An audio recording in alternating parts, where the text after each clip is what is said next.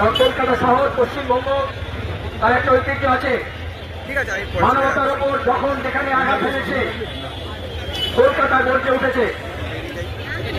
কাশ্মীরে পাহাড়গাঁওতে যখনই জানা গেল সন্ত্রাসবাদী হামলায় নির্বিচার পরিচালনায় সাধারণ নিরীহ মানুষের প্রাণ গিয়েছে, আমরা সেই মুহূর্তে সব বামপন্থী দল সমস্ত বামপন্থী মানুষ ধিক্কার জানিয়েছি। আজকে এই মিছিল সন্ত্রাসবাদী হামলার বিরুদ্ধে ধিক্কার জানানোর জন্য।